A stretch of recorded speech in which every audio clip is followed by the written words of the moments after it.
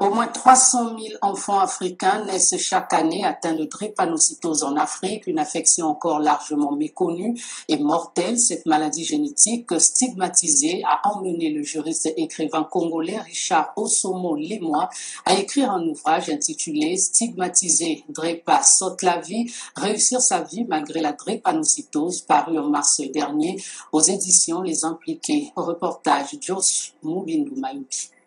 Stigmatisé, Drépa saute la vie.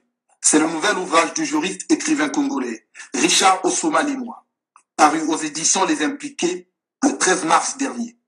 Ce roman de société de 94 pages, inspiré du vécu tumultueux d'une jeune fille camerounaise drépanocytaire, est une guerre de l'écrivain congolais contre toutes les formes de discrimination, de dénigrement et d'humiliation dont sont victimes les drépanocytaires.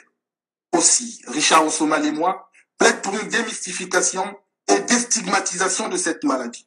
Nous sensibilisons pour que le département de santé revête toute son importance dans les zones rurales et semi-rurales d'Afrique. Parce qu'en l'absence de sensibilisation, en l'absence de districts de santé primaire et secondaire, les populations des zones rurales et semi-rurales, et même certaines zones urbaines en Afrique, sont vouées à la sorcellerie, au mystère, à l'abandon.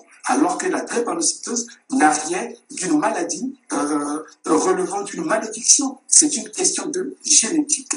Pour l'auteur, il est possible de réussir sa vie malgré la drépanocytose. Une vision largement soutenue au Congo-Brazzaville par la première dame Antoinette Sassou Nguesso à travers sa fondation Congo Assistance, qui est parvenue à mettre la drépanocytose sur les agendas des décideurs congolais.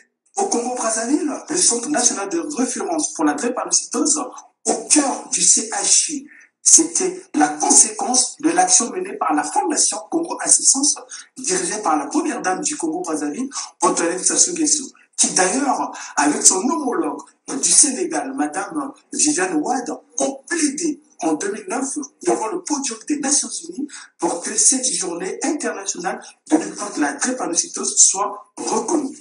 C'est la victoire des associations, c'est la victoire des organisations non gouvernementales, c'est la victoire aussi des écrivains. Plus qu'une maladie, la drépanocytose est un combat pour la survie, contre les exclusions de tout genre.